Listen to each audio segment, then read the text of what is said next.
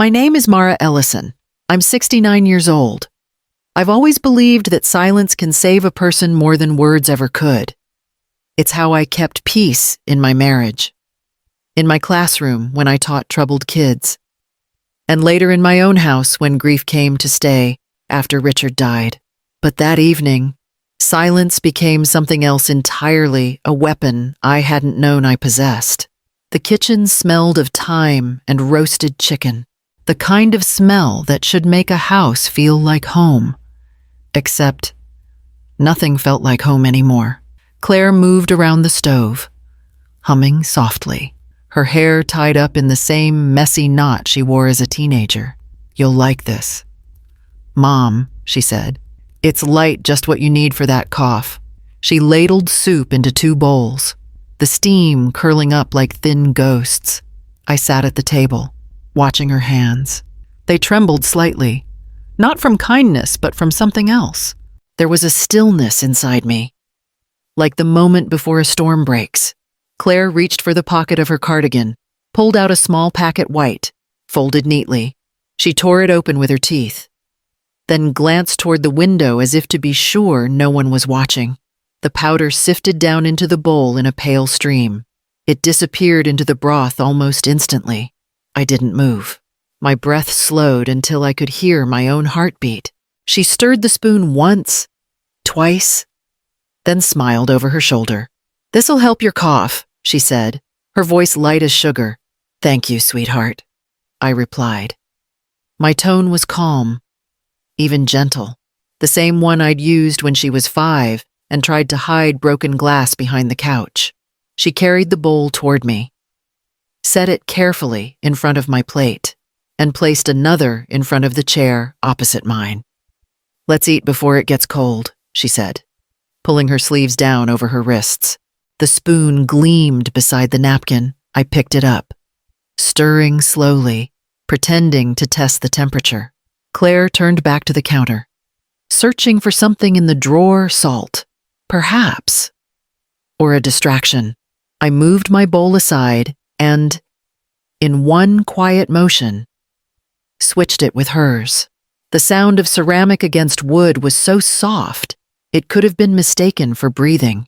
When she turned again, I was already sitting straight, spoon resting beside the untouched soup. She smiled, almost relieved. "Eat, Mom. It'll make you feel better." We ate together, or rather, she did. I lifted my spoon once, twice, letting the broth cool, watching her through the rising steam. For a moment, I thought of Richard, how he used to say that trust was built on small, ordinary acts. I wondered what he'd think now. Claire finished most of her bowl, chatting idly about the weather, about how the neighbor's dog wouldn't stop barking. Then her voice faltered. She pressed her fingers to her temple, blinking hard. "Mom, it's hot in here," she whispered. Sweat formed along her hairline. "It's just the soup," I said softly. Her spoon clattered onto the table. She tried to stand but swayed instead, eyes wide with sudden fear. "Something's wrong," she murmured, and then her knees buckled. The bowl tipped, spilling across the tablecloth.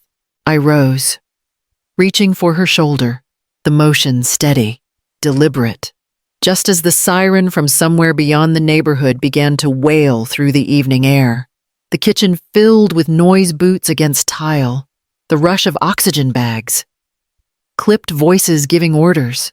Red and white lights pulsed through the window, washing the walls in waves of color. I stood by the counter, one hand resting on the back of a chair, steadying myself as 2 paramedics knelt beside Claire. "She just fainted," I said. My tone was even, as if I were reading a grocery list. She was eating soup, then said she felt hot and collapsed. "Does she have any medical conditions?" one of them asked, checking her pulse. "Not that I know of." They worked quickly. Blood pressure, oxygen mask, murmured numbers exchanged in language meant to stay between them. Claire's skin had gone a shade of gray I'd never seen before. I watched the way her chest rose in uneven rhythm, shallow, frantic. One of the paramedics looked up. "Ma'am, We'll need to take her to Memorial. Can you ride with us? I'll follow in my car, I said. Just please, help her. He nodded. They lifted her onto a stretcher, the metal legs locking into place with a sharp click. The sound echoed through the kitchen like the closing of a door as they maneuvered her toward the front hall. I caught sight of the table, the spilled soup still dripping from the edge, a stain spreading across the tablecloth. My gaze shifted to the trash bin. The torn packet peeked out from under a crumpled napkin, white powder residue clinging to the edge like frost. Without thinking, I crossed the room. The paramedics were already at the door, voices rising and fading in the hallway. I bent down, reached into the bin, and took the packet. The paper was damp, softening at the corners. I folded it twice, then slipped it into the pocket of my cardigan. My fingers trembled only once. Outside, the night air was heavy, thick with the smell of rain. The ambulance doors closed with a hollow thud. We'll take good care of her, one of them called. The siren wailed, lights spinning against the oak trees. And then they were gone down the narrow street, turning left toward the bridge and the hospital beyond it. I stayed there for a moment, staring at the red glow fading in the distance. The sound disappeared, leaving only the faint hum of the cicadas. When I finally went back inside, the kitchen felt too quiet, as if the air itself had been emptied. The chair where Claire had sat was pushed slightly back, her napkin still folded neatly beside the plate. Steam no longer rose from the soup. I picked up her spoon and placed it in the sink, listening to the faint clink of metal on porcelain. My reflection looked back from the window. Same white hair, same tired eyes, but sharper somehow, older. Not by years, but by knowledge I hadn't wanted. I turned off the kitchen light and walked toward the hall. The floor creaked under my feet. Upstairs, her room would still smell faintly of her perfume lavender and something bitter underneath. I thought about following the ambulance, but my hands felt heavy at my sides. What would I say when I got there? That I'd seen her poison my soup and done nothing, that she'd swallowed her own intent instead. I sank into the armchair near the window, the one facing the street. Rain began to fall, gentle at first, tapping against the glass like a slow confession, somewhere far off. Another siren cried through the night, but this one wasn't for us. Not anymore. 3 weeks earlier, the cough had started as a whisper in my chest, harmless, almost polite. By the second week, it lingered like an uninvited guest, leaving me tired and dizzy after the smallest chore. The doctor called it seasonal, nothing serious. Rest. Mrs. Ellison, he'd said, drink fluids, get some air. Easy advice for someone who didn't have an empty house echoing back at her. That was around the time Claire called. She sounded almost cheerful, her voice brighter than it had been in months. Mom, I can come stay for a bit, help you get back on your feet. I hesitated. She'd just finalized her divorce, sold her car, and moved out of the small apartment she'd shared with her ex-husband, Daniel. She needed a place to land, and I, against my better judgment, needed company.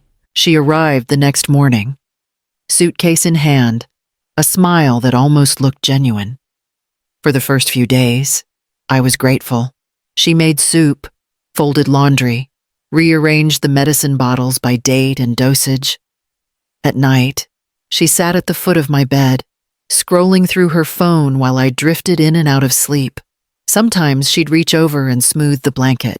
You're lucky I'm here, she'd whisper softly, as if the words were a gift. By the end of the first week, her kindness had edges. She began tidying places I hadn't asked her to touch: the pantry, the drawers in my study, the old chest where Richard's Navy medals were kept. You really should let me help. She'd insist when I objected. You can't keep track of everything anymore. Meals became timed events. She decided when I should eat, how much salt I should use, which tea was better for my nerves. She set reminders on my phone, labeled my vitamins, even changed my passwords for safety. I told myself she was just trying to help, that maybe this was what daughters did when they worried. But sometimes, when I caught her watching me from across the kitchen, eyes unreadable, lips pressed tight, I felt something colder beneath the concern. On the third week, I woke up to find she'd moved my jewelry box into her room for safekeeping. The cough still clung to my chest, stubborn and low, but a different kind of weight had settled inside me. It wasn't sickness anymore. It was unease, quiet and growing. Our house on Telfair Street had been Richard's pride long before it became mine. He bought it in 1983, a worn-out two-story colonial with flaking paint and a porch that leaned slightly toward the magnolia tree out front. I remember the day he carried me through that door after his final deployment. His Navy uniform still smelling of salt and diesel. "We'll fix her up," he'd said, running his hand along the banister. "Give her another 50 years. And he did. Every corner of that house still carries his touch, the kitchen tiles he laid himself, the porch light he rewired when the storms used to knock the power out, the small brass latch on our bedroom window that never quite closed right but always held. Sometimes, when the wind pushes through the shutters just so, I swear I can hear his laugh in the walls. After he passed, I promised myself I'd never leave. The rooms were too full of him, his tools in the shed, the smell of varnish on the stairs, the chair that still faced the television as if he'd only stepped out for a moment. The house became a kind of anchor, maybe even a shield. Claire never saw it that way. It's too much house for one woman. She said the first week she moved in, she stood at the bottom of the stairs, arms folded, surveying the high ceilings as though they were something to resent. "You could sell it and live comfortably for the rest of your life." "I already live comfortably," I said. She smiled the way she does when she's trying to sound kind, but really means she's already made up her mind. "It's just big. Old houses need work. Pipes, roof, taxes. It's all a burden. Mom, I can help you figure out what's best." That was the first time I heard her use the word burden. It hung in the air longer than it should have. In the evenings, I'd sit on the porch swing and watch the neighborhood settle into dusk, the neighbors walking dogs, the street lamps blinking on one by one. Claire rarely joined me. She preferred to stay inside, scrolling on her phone or whispering into late-night calls I pretended not to overhear. One afternoon, I found her in Richard's old study. She'd opened the drawer where he kept the property papers and the original deed. "Just organizing," she said quickly. Her tone clipped. "You have too many old files." I nodded, though something in my chest went still. That night, when I turned on the porch light before bed, the same one Richard wired 40 years ago, the glow fell soft across the yard. I thought of how he used to say that light would always guide us home. Standing there, I wasn't sure who it was guiding anymore, me, or the daughter who was already planning to sell what it illuminated. The bitterness started in something as simple as coffee. It was faint at first, a sharp, metallic taste that clung to the back of my tongue long after I'd set the mug down. I blamed the brand, the water, even the filter. But when it happened 3 mornings in a row, a quiet unease began to stir inside me. I didn't mention it to Claire. She was already fussing enough hovering, checking my temperature, reminding me which pills to take. That morning she set the cup in front of me with her usual bright smile. "You really should rest more. Mom, you're forgetting things lately. I found the milk in the pantry again." I blinked at her, unsure if she was right. Maybe I had done that. The days had begun to blend together. Windows open, curtains drawn, the same rhythm of meals and quiet afternoons. It was easy to lose track. Still, something about the way she said it, almost rehearsed, made me uneasy. "I'm fine," I told her, though my head throbbed. Later that afternoon, the headache returned with a dull, pulsing ache behind my eyes. Claire came into the living room, carrying a tray of tea and crackers. Caffeine's not good for you, she said gently. This is better. Her hand lingered a second too long on the handle of my cup. I waited until she left the room before I touched it. The tea smelled faintly of chamomile, and something else bitter, familiar. I set it down, untouched. That evening, when she went upstairs, I opened the drawer of my nightstand and took out a small spiral notebook I hadn't used in years.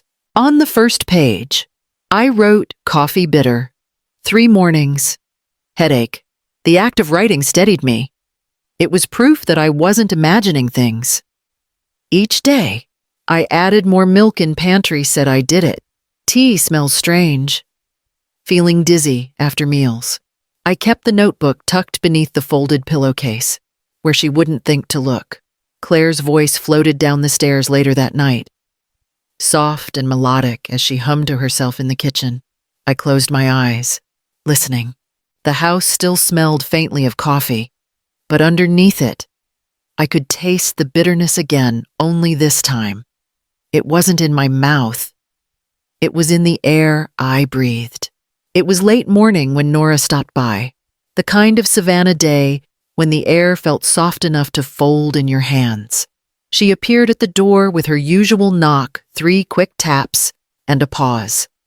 Like a rhythm only we shared. I'd known Nora for nearly 30 years. She and her husband, Leon, had moved in down the street back when our children were still riding their bikes to the riverfront. Leon passed 5 winters ago, and since then she visited often. Never empty-handed and never without something to say. I brought some lemon bread, she said, stepping in before I could insist she shouldn't have. It's still warm. Thank you, I said, taking the foil-wrapped loaf. Claire's upstairs. She's been working on her laptop most of the morning. Nora gave a small, knowing smile, the kind only a neighbor could give. She's keeping busy. I hope I poured us coffee, mine black. Hers with too much sugar, and we sat at the kitchen table where sunlight fell in fractured patterns through the blinds. Nora's voice softened. Mara, I shouldn't say this, but I heard something last night.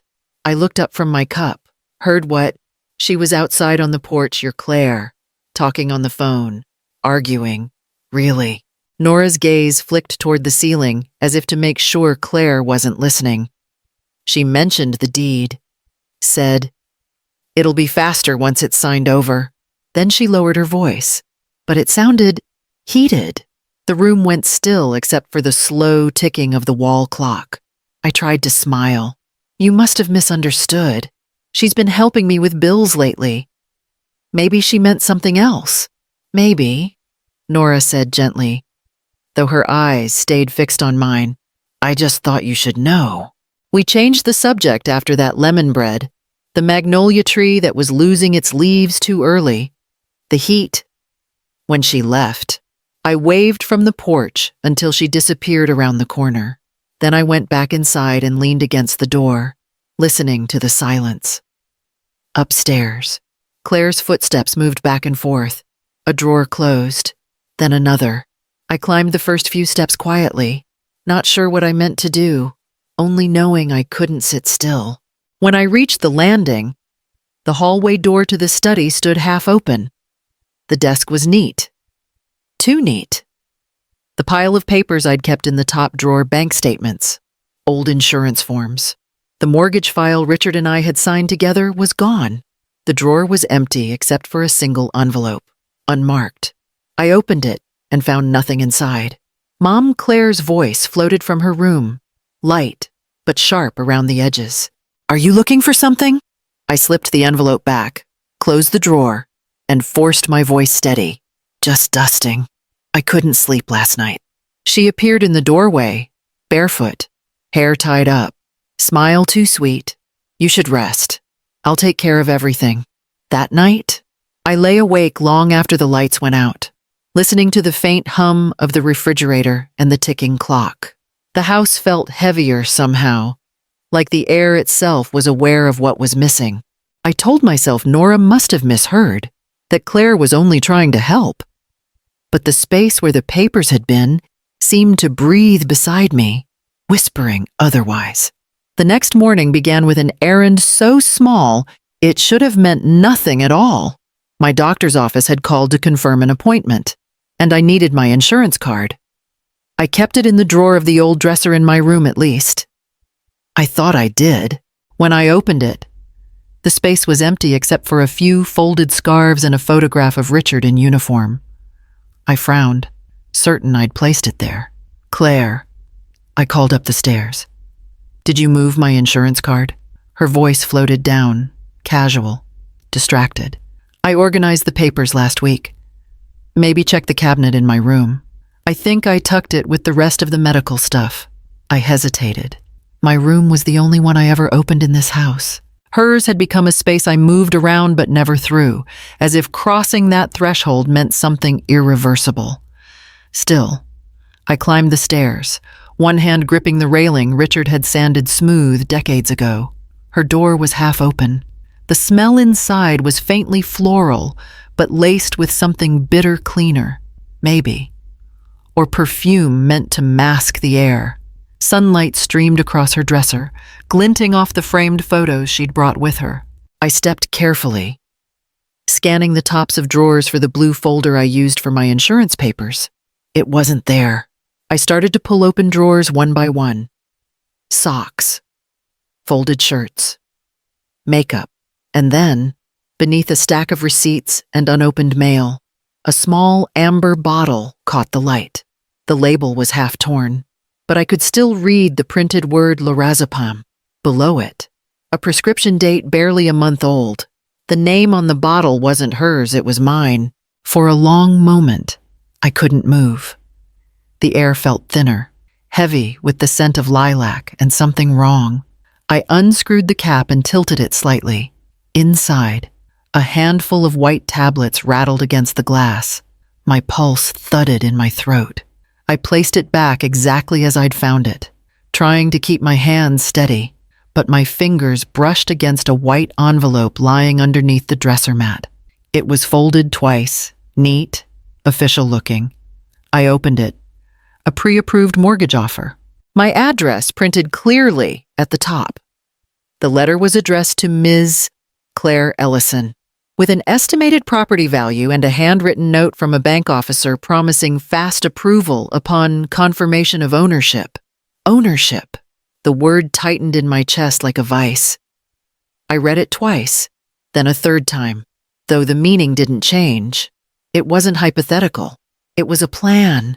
She hadn't just been thinking about it. She'd already started the paperwork. A sound in the hallway made me freeze. Light footsteps on the stairs. I slid the letter back, pushed the drawer shut, and turned just as Claire appeared in the doorway, smiling. "Find what you needed?" she asked. "Not yet," I said, forcing my voice to stay even. She leaned on the doorframe, watching me. "I told you. Mom, I'm trying to help keep things organized. You don't have to worry about all that paperwork anymore." Her tone was sugar-sweet, but her eyes stayed sharp. For the first time, I noticed how much she resembled Richard when he was calculating something only his gaze had never held this kind of coldness. "I'll look again downstairs," I murmured. She nodded, stepping aside. "Suit yourself." When I passed her, the scent of her perfume lingered lavender mixed with something chemical. Sterile. I descended the stairs slowly, one hand pressed against the wall, the other curling into my palm. Back in the kitchen, I sat at the table, breathing through the weight in my chest. The bottle, the letter, the missing card. They weren't mistakes. They were signs. And as the morning sunlight crept across the counter, I understood what I'd been too afraid to name.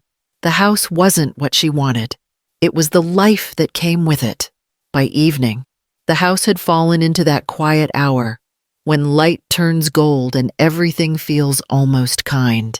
I sat at the kitchen table, watching the dust drift through the air, watching my daughter move in the soft hum of the stove's glow. She hummed under her breath, a tune she used to sing when she was little, back when she believed music could fix anything. "Dinner's almost ready," Claire said, glancing over her shoulder. "Something simple tonight." Soup will help your stomach. Her tone was light, but her movements were too careful. Every turn of her wrist, every measured scoop of seasoning felt rehearsed. I folded my hands on the table and kept still, outside. The light stretched long across the porch. Touching the floorboards Richard once replaced by hand. The air smelled faintly of rosemary and chicken broth, and something faintly metallic underneath. Claire ladled the soup into 2 bowls. Steam rose between us like a curtain. She turned to the counter, reached into her pocket, and pulled out a small paper packet. Her thumb traced its edge before tearing it open. The sound paper splitting cut through the quiet. I didn't blink. She hesitated, glanced toward me, then quickly poured the powder into 1 bowl. The motion was fluid, almost practiced. She stirred it gently, the spoon clinking against porcelain. "This will help you sleep better," she said, her voice too bright. I met her gaze and smiled. "You're always so thoughtful, Claire." Something flickered in her expression. Unease. Maybe suspicion, but it vanished as quickly as it came. She set the bowl in front of me, then turned away to fetch napkins from the counter. I watched her back, the way her shoulders tensed and released. My hands trembled slightly beneath the table. The steam from the soup rose in soft spirals, carrying with it a scent that didn't belong. When she reached for the drawer, her body angled just enough. That was all the time I needed. I slid my bowl aside and switched it with the one she'd left by her seat. The sound of ceramic against wood was faint but clear in my ears. I steadied my breath. Claire turned back, a smile fixed in place. "Eat while it's hot, Mom." "Of course," I said, wrapping my hands around the warm bowl, hers now, not mine. She sat down, folding her napkin neatly, always meticulous. For a moment, it almost felt like every other dinner we'd shared: the clinking of spoons, the faint hum of the refrigerator, the rhythm of 2 people pretending everything was fine. "How are you feeling today?" she asked after a few bites. "Better," I said. "Maybe it's finally passing. That's good." Her smile wavered. "Just a fraction." We ate in silence after that. I watched her spoon dip again and again, the steam softening the edge of her face. My own spoon stayed still. The evening light dimmed, slipping from amber to gray, outside. The first crickets began their slow, rhythmic song. I could hear my heart in the spaces between their chirps. Claire finished half her bowl before setting the spoon down, pressing her hand against her temple. "Strange," she murmured. "It's so hot in here." I reached for the salt shaker, keeping my voice low. "It's just the soup, darling." She laughed once, a thin, unsteady sound. And for the first time, she looked afraid of something she couldn't name. At first, it was subtle, the way Claire's voice thinned at the edges, her laughter trailing off mid-sentence. She pushed her hair back and blinked hard. As if the room had suddenly tilted, I watched her closely, my hands folded in my lap, the bowl of untouched soup cooling in front of me. "Mom," she said, rubbing her temple. "Is it warm in here? I feel dizzy." "It's just the heat from the stove," I murmured. My tone was even, gentle. I could almost hear Richard's voice in my head. "Always stay calm, Mara. No one listens to a trembling voice." She nodded absently, trying to steady her breathing. The color in her cheeks had drained to a pale ash. Her hand trembled as she reached for her water glass, missing it the first time. "I think I need to sit down," she whispered, though she was already sitting. "Drink some water," I said, sliding the glass closer to her. She took a sip, her lips leaving a faint print on the rim, then set it down with a clatter. The sound was louder than it should have been. "Something's wrong," she said. The words came slow, thick on her tongue. My arms feel strange, heavy. The clock ticked from the wall above the sink, steady, uncaring. Outside, the cicadas had gone quiet. I rose from my chair, careful not to startle her. "Claire, honey, are you all right?" Her eyes darted to me, unfocused, wide with confusion. "Mom, I can't." The sentence never finished. She reached out, fingers grasping for something to hold, but caught only air. The spoon slipped from her hand, scattering broth across the table.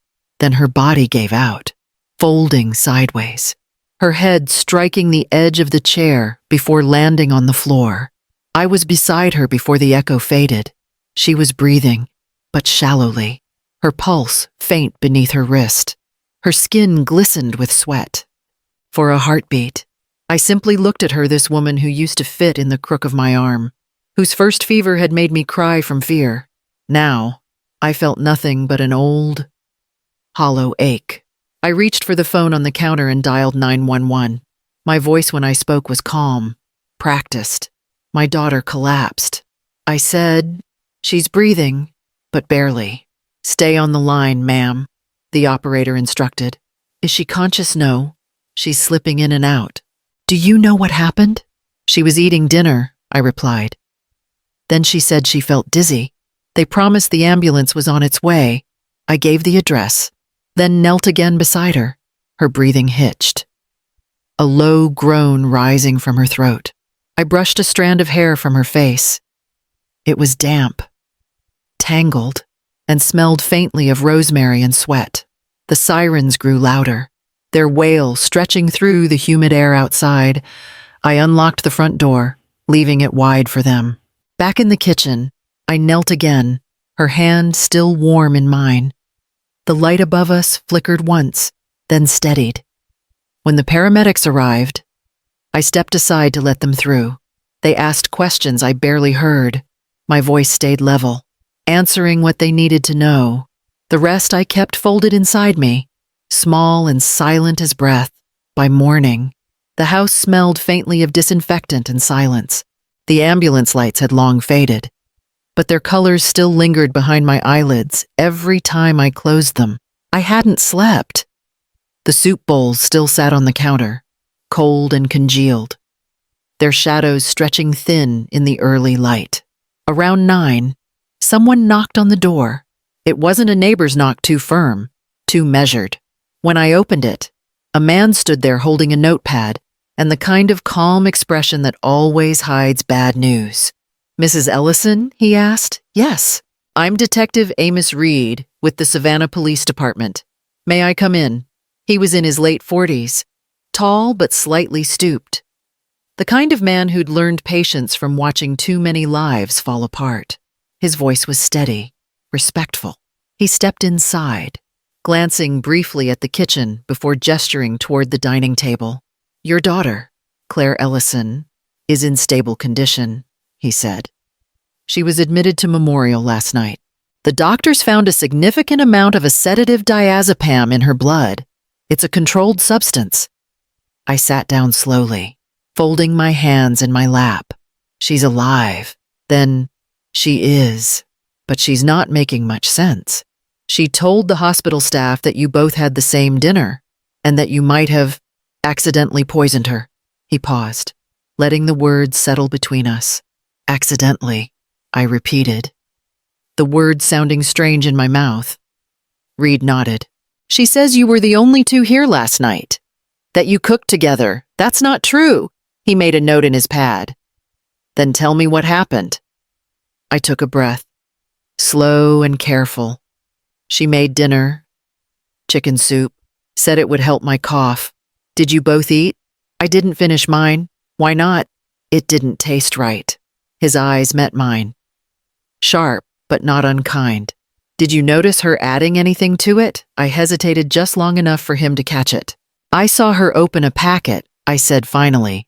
"She said it was seasoning." I didn't question it. Reed scribbled something down. "Do you still have it?" I pointed toward the drawer near the sink. He put on gloves, opened it, and found the folded paper packet I'd tucked there after the ambulance left. He held it up to the light. "You kept this. I thought someone should see it." He nodded, slipping it into an evidence bag. "We'll test it." The air in the kitchen felt heavy again, like the night before. He asked a few more questions about what Claire had eaten, what medication I was on, if I had access to sedatives. When he mentioned the word motive, I felt something in me go still. I've been sick, I said. Weak, but not foolish. I didn't hurt my daughter. He studied me for a moment. Would you consent to a blood test, Mrs. Ellison, to verify your system's clear? Yes, I said, without hesitation. If it will help you understand what happened, for a brief second. His expression softened. That's fair. He gathered his things, thanked me for my time, and said the results from the hospital would take a day or two. Someone will contact you, he added, pausing at the doorway. Try to rest. After he left, I stood at the window watching his car pull away, the tires crunching over gravel. Across the street, Nora was watering her garden, pretending not to look. I gave her a small wave, but my hand felt heavy. The kitchen was quiet again. Only the clock ticked, slow and unhurried. I turned to the sink, rinsed the bowls clean, and stacked them neatly on the counter. There was nothing left to hide. When I looked up, my reflection in the window seemed almost unfamiliar. Same eyes, same lines, but sharper now, carved by the kind of truth that no test would ever need to prove. The next afternoon, the same car returned to the curb outside my house, black sedan, the kind that carries both authority and bad news. Detective Reed stepped out, his jacket folded over one arm, a folder in his hand.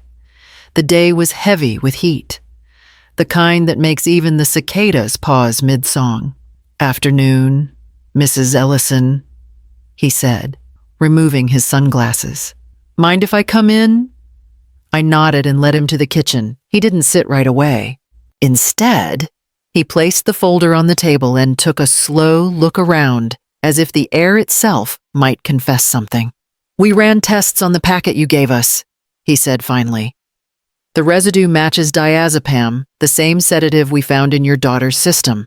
I kept my gaze on the folder. I see. Your prints weren't on it. He continued. Only hers. I looked up then. Are you sure? He nodded. Very. And the blood tests from your appointment this morning came back clean. There's no trace of the drug in your body. So, whatever was in her soup, it wasn't shared. For a moment, the room felt hollow, the sound of the refrigerator clicking louder than anything else. She's been sedating me for weeks, I said quietly. It wasn't a question, not anymore, making me weaker, clumsier. I thought it was age. Reed didn't answer right away. He opened the folder, sliding a photo across the table. We also found this in the trash can outside your house this morning. The photo showed the torn packet, crumpled napkins around it. The edge of the counter in the background confirmed it was mine. Our forensics unit lifted a partial fingerprint from the inside fold. He said, It's Claire's. Based on what we've gathered so far, this wasn't accidental. The pattern suggests repeated handling like she's used similar packets before. I sat down, slowly. The chair creaked beneath me, the sound small but final. Do you know of any reason your daughter might have access to prescription sedatives? I thought about the bottle I'd found in her dresser, the one with my name on the label. I didn't mention it yet. Not out of fear, but because something about saying it aloud felt like sealing the door shut on the life we'd once had. She used to help with my medications. I said instead, when my cough started, she took over most of the refills. Reed nodded. Jotting that down, that tracks. But this, he tapped the photo. This looks intentional. And intentional means motive. Motive. I repeated softly. You think this was about money? Maybe, he said. Maybe the house. She's been in contact with a mortgage firm. There's an application in her name. Pre-approval, pending property transfer. Did you know about that? I shook my head, though I already knew. She didn't just want to sell it. I said, she wanted me gone first. Reed studied my face for a long moment, then closed his notebook. Mrs. Ellison, I can't tell you how to feel about that, but I can tell you what comes next. We'll need to speak with your daughter formally once she's discharged. We'll also need to search her room for any related medication or documentation. I nodded, though I wasn't sure my voice would work if I tried to use it. He stood, his tone softening. You've been through a lot. I'll make sure we handle this carefully. Do you have anyone to stay with you tonight? I'll be fine, I said. This house has seen worse. He gave me a long look before leaving. When the door closed behind him, the silence returned like a slow tide. That evening, I sat on the porch with a glass of water, watching the last traces of light fade along Telfair Street. The air smelled faintly of jasmine and rain across the yard. The porch light glowed the same way it had for 40 years, warm, steady, stubborn. Richard had installed it himself the summer he retired from the Navy. I could still see him kneeling by the steps, hands steady even in the August heat. Keep the light on, Mara, he'd said, tightening the last screw. It keeps us safe. I'd always believed him. Through hurricanes, through grief, through the long years of quiet that followed his death, that light had never gone out. Tonight, though, it felt different. Safety didn't come from walls or locks or bulbs. It came from knowing the truth. Even when the truth lived under your own roof. I stayed there until the street grew dark, the steady hum of the bulb above me like a heartbeat I could almost mistake for my own. The phone rang just after sunset. I had been sitting by the window, watching the light fade over the magnolia trees. When the sound startled me, it was Detective Reed. His voice was calm, almost gentle. She's awake, he said. She's talking now. I thought you'd want to know. I wasn't sure I did. He explained that the doctors had cleared Claire for questioning, that she was still weak but coherent. We confronted her with the evidence, he said. The fingerprints, the medication bottle, the mortgage papers. She admitted most of it. He paused. Would you like to hear it from her yourself? I didn't answer right away. The room felt suddenly too still, too bright, too outside. The porch light flickered once, then steadied, its glow casting long shadows across the floor. Yes, I said finally. I'll come. The hospital corridors smelled of antiseptic and rain. A nurse led me down a quiet wing to a small room where the blinds were drawn halfway. Claire lay propped against white pillows, pale, but awake. When she saw me, something passed across her face, a flash of relief, or shame, or both. Mom, she whispered. Her voice was small, hoarse. I didn't think you'd come. I stepped closer, but didn't sit. Detective Reed said you wanted to talk. She nodded weakly. Her hands trembled as she reached for the edge of the blanket. They showed me the packet. The letters. I know it looks terrible. Does it? I said softly. Claire's eyes filled, but no tears fell. I wasn't trying to hurt you. You have to believe that. I didn't answer. The steady beep of the heart monitor filled the room, marking the seconds between us. I just needed time, she said. You've got the house, the savings, everything Dad built. I didn't have anything left after Daniel left me. I thought. She stopped, swallowing hard.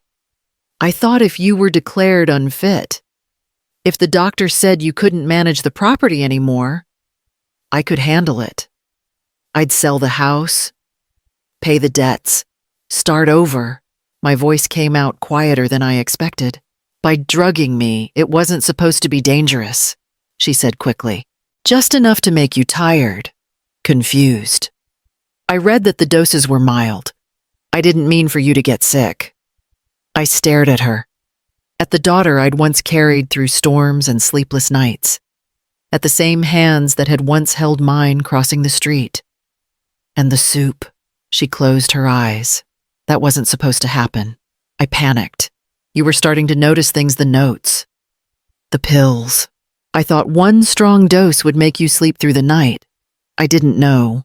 Her words trailed off, dissolving into silence.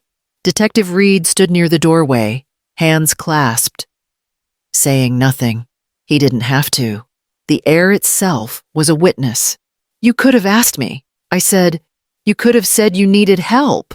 Her shoulders shook once, barely. I didn't want to beg.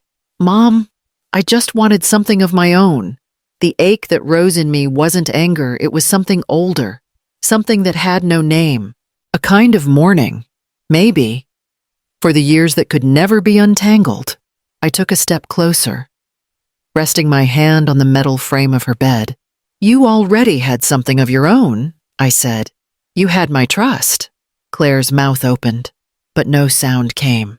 The monitor beside her kept its steady rhythm, indifferent to both our hearts breaking quietly in the same room. When I turned to leave, Reed nodded once. Outside, the night air felt colder than before. I stood under the porch light of the hospital entrance, its glow soft against the wet pavement, and for a moment I thought of Richard again, his steady hands, his voice saying, "Keep the light on, Mara, it keeps us safe." I wondered what he would have said if he'd seen what safety had become.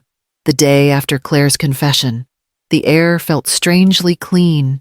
I spent most of the morning sitting by the window, the soft hiss of the rain slipping through the trees outside. For the first time in weeks, the house felt empty in a way that wasn't painful, just still. Detective Reed called around noon. His tone was measured but carried something new beneath it. A trace of curiosity. "Mrs. Ellison," he said, "I'd like to stop by. There's something I think you should see." When he arrived, he brought no folder this time, just a small black tablet sealed in a clear plastic bag. It took me a moment to recognize it. My kitchen tablet, the one I used for recipes, news, the occasional video call with Nora. He placed it gently on the table between us. "We found this in your kitchen," he said. "Do you know when it was last used?" "Not exactly," I replied. "I haven't touched it in weeks." He nodded, watching me closely. Our team reviewed the digital logs. The motion sensor was triggered during the evening of the incident. It recorded about 30 minutes of footage starting a few minutes before your daughter served dinner. I felt my breath catch. "You're saying?" Reed pressed the power button, and the screen lit up. The video opened in silence at first. My kitchen bathed in amber light, the table already set for two. Then, clear as day, Claire entered the frame. She reached into her pocket, tore open a small packet, and poured it into one of the bowls.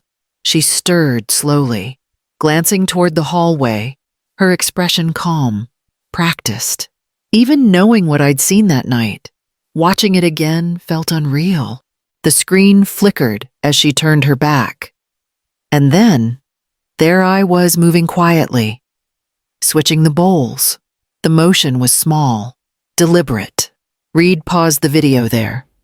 "Did you know this camera was on, Mrs. Ellison?" I kept my eyes on the still image. Claire's figure frozen mid-turn, my own hand caught in that quiet act that changed everything. "Not exactly," I said. Then I smiled faintly. "But I suppose some habits never die." My husband, Richard, installed it years ago for security. He said, "You never know when you'll need a record of what really happened." I must have left it running after updating it last month. Reed nodded slowly, the corners of his mouth tightening in something that wasn't quite a smile. "That recording confirms your account. It also shows clear intent on her part. There won't be any more questions about who was responsible." I looked at him then. Will it help her or hurt her? He hesitated. "Both," he said finally. "It tells the truth." He left not long after, leaving the tablet on the table. The rain had stopped, but the world outside still looked washed clean, like a photograph fading at the edges. I replayed the video once more, alone this time. Each movement felt different now. My silence, my calm, the way I'd let time decide what to reveal. Maybe that was wisdom, or maybe it was something colder, something that had waited too long to protect itself. When I finally turned the tablet off, the screen went black, and for a moment, I saw my reflection in it older, sharper, but steady. Richard's words echoed softly in my mind, the same way they had since the day he installed that porch light. "Keep the light on, Mara. It keeps us safe." I reached over and switched on the lamp beside me. The glow was small but warm. Outside, the clouds began to lift, and for the first time in a long while, the house didn't feel like a battlefield.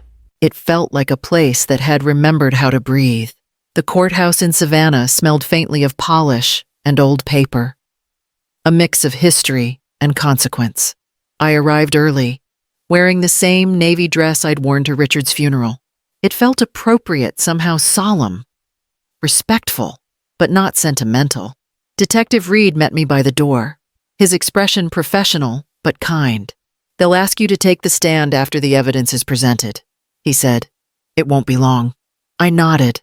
The hallway outside the courtroom was crowded lawyers, officers, a few curious locals pretending they weren't there to watch. I spotted Nora near the back, hands folded tightly around her purse. When our eyes met, she gave me a small nod, her face pale but steady. Inside, the courtroom was cold despite the summer air. Claire sat at the defense table in a pale suit, her hair pulled back, her face drawn thin.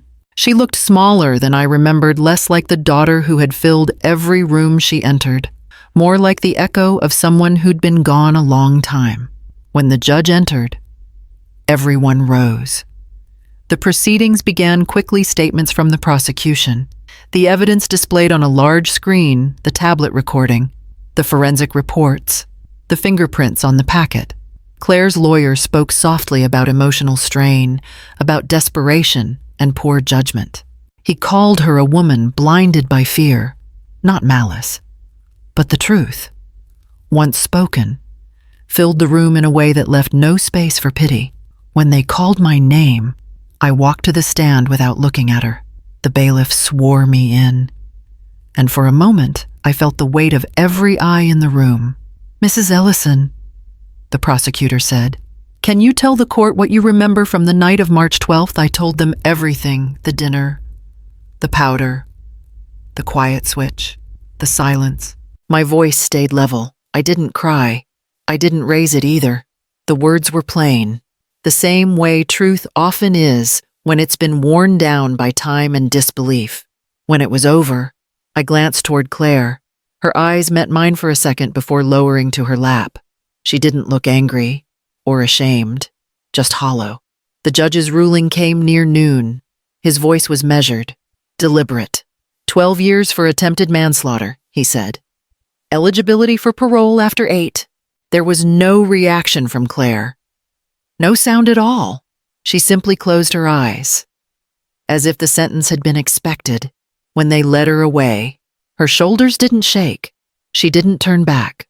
The door closed behind her, and that sound, the final click of it, was quieter than I thought it would be, but heavier than anything I'd ever heard. Outside, the sunlight hit hard after the dimness of the courtroom. Reporters waited on the steps, cameras raised, voices overlapping. Someone called out, "Mrs. Ellison, how do you feel about the verdict?" I paused at the bottom of the stairs. The courthouse clock chimed noon, the sound carrying through the square. "I feel," I said, "like a mother with an empty house and a full truth." They wrote it down, their pens moving fast. But I knew none of them would understand what it meant. Nora came to stand beside me, her small hand slipping into mine. We walked back to her car in silence. The streets were bright with summer, the air thick with the scent of magnolia. When I returned home that evening, the porch light was already on, its glow spilling softly across the steps. For a long while, I stood beneath it, listening to the quiet hum that filled the night. The house behind me felt both heavier and lighter, all at once, emptier. Yes, but no longer haunted by what I didn't know. Truth, I realized, doesn't heal or hurt. It simply remains like light that never asks where it's shining, only that it keeps burning. 2 years had passed since the courtroom. Savannah had changed with the seasons. The moss on the oaks turning gold in the fall, silver in the rain. But the house on Telfair Street remained the same, steady, silent, as if holding its breath. I spent most days tending to the garden or reading in the kitchen, the light spilling across the counters in a way that made the years feel less heavy. It was a morning like any other when the letter arrived. The envelope was thick, official, stamped with the logo of the State Correctional Facility, my name, written in familiar handwriting. Made my stomach twist. I recognized it immediately. Claire's script. Precise and careful. The way she had always taken care with the smallest details. I didn't open it right away. I carried it to the living room and sat in the chair by the window, the one Richard had built for quiet afternoons, and watched the light shift over the porch. Finally, I unfolded the paper. Mom, it began, and my throat tightened. I thought I was saving our lives. I was just ending yours in pieces. I never meant for it to go this far, but I was too proud, too scared, too blind to see the truth until it was too late. Her words spilled over me, unsteady and raw, as if she had whispered them into the folds of the envelope herself. Each sentence was carefully formed, yet broken with the weight of remorse and realization. I see now that every plan, every step I took was selfish. I wanted control, security, something I thought I deserved. But all I did was betray the one person who loved me unconditionally. I didn't read further.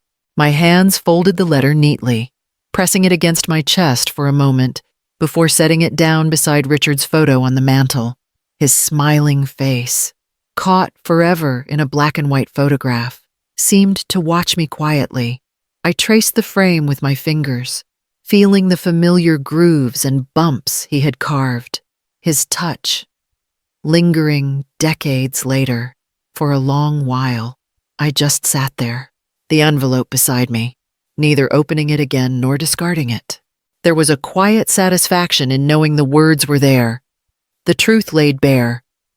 Yet there was no need for immediate response. The act of writing, the confession itself, held weight enough outside. The wind moved through the trees, brushing against the porch, carrying the faint scent of magnolia and rain. I could hear the distant hum of the city, the streetcars, the occasional car, a neighbor's dog barking far away. The world continued its rhythm, indifferent, yet steady, and inside, I felt an echo of that same steadiness settle into my chest. The letter did not heal everything, and I knew it never would. Some things could not be undone. Some betrayals, no matter how understood, leave shadows that linger, yet it offered something quieter, something less visible, but no less significant recognition. Claire had named the truth, laid it bare, and in that act, the air between us shifted, lighter in some ways. Even if fragile, I placed my hand on the envelope one last time, then rose, leaving it beside Richard's photograph. There was no need for reply, no rush to confront or forgive. The words remained, a testament to honesty and remorse, carrying the weight of what had been done and the acknowledgement of it, like a small lamp burning steadily in the corner of a dark room. I stepped toward the window and looked out over the porch, feeling the soft warmth of the morning sun. The house was quiet. The garden waited, and for a moment, I could breathe without remembering the fear, the betrayal, or the nights spent holding my own heartbeat as if it were the only thing keeping me alive. 6 years had passed since the courtroom. Savannah had changed, but not as much as I had. The Spanish moss hung heavier in the oaks lining Telfair Street, shadows stretching longer in the afternoons. The air smelled of salt and sun-baked bricks, carrying the faint hum of distant traffic and the occasional bark of a dog somewhere down the block. I spent my days at the community center, teaching reading to adults who had missed opportunities in youth, Their gratitude reminded me of why Richard had loved this city so much, the resilience of people, the quiet dignity and persistence. The work was slow, sometimes frustrating, but it grounded me. I returned home in the evenings, carrying the lightness of small victories in my heart, though my hands still bore the faint tremor of years. The house, once a battlefield of suspicion and fear, had softened into something familiar again. The rooms smelled faintly of lavender from the sachets I kept in the drawers, and the shelves carried books and photos, reminders of life before the fracture. Each evening, I climbed the steps to the porch, the wooden boards creaking just as they had when Richard lived. The light above the porch was still the same, the one Richard had wired himself decades ago. I reached up and flipped the switch, letting the amber glow spill softly across the steps. It wasn't for waiting anymore. It wasn't for a signal, or for hope that someone might come back. It was for peace. I settled into the rocking chair, the one Richard had sanded smooth by hand, and let the evening wind brush against my face. A neighbor's cat wandered past the yard, pausing to stretch in the lamplight. I thought of Claire, now months into her sentence, and the quiet truth I had carried with me all these years. Sometimes, I would hear from Detective Reed updates about the case, small procedural notes about the parole board or prison reports. He never asked me to intervene. He respected the distance I had set, the boundary I had drawn, and I had kept it. I had learned that safety, sometimes, is measured not in proximity, but in the silence we allow ourselves. The garden below me was darkening, but the scent of jasmine and honeysuckle rose with the warm night air. I reached over to the small table beside the chair, where a cup of chamomile tea waited, steaming softly. The rhythm of the evening was familiar, the sound of the wind, the distant chatter of the city, the creak of the rocking chair.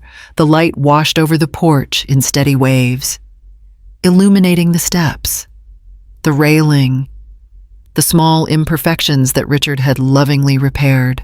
I thought about forgiveness, about the years I had spent balancing fear and reason, justice and mercy.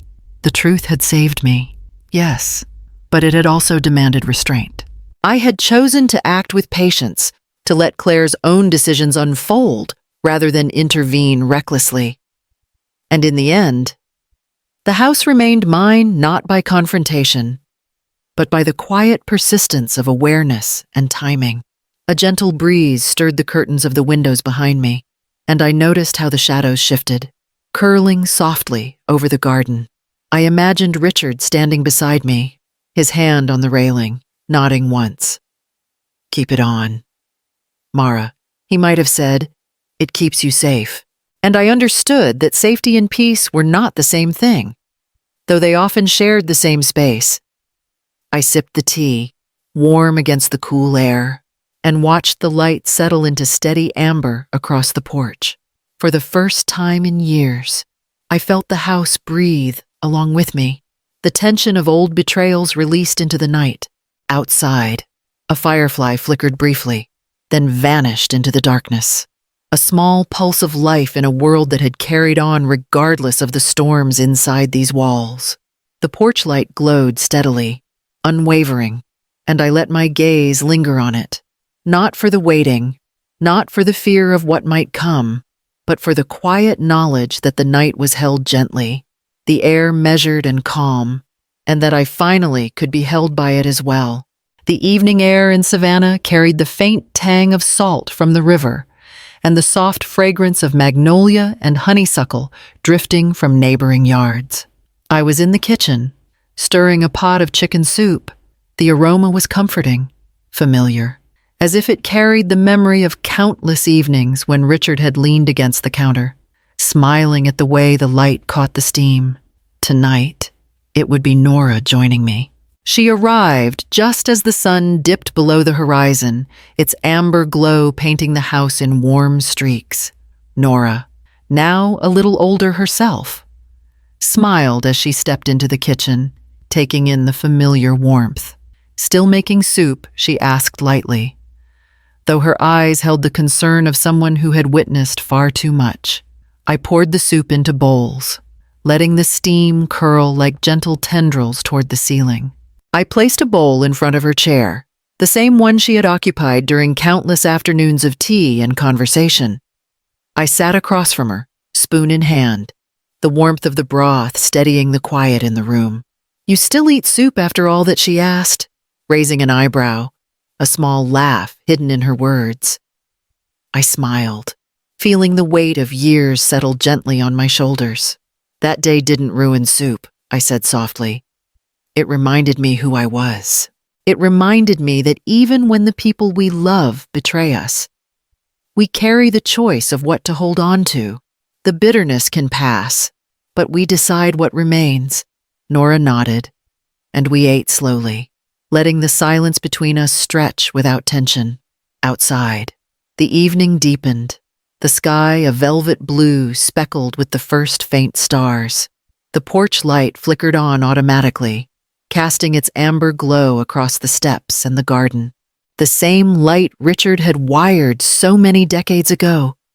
Steadfast, unyielding, patient. It had witnessed our laughter, our grief, and the quiet endurance of time.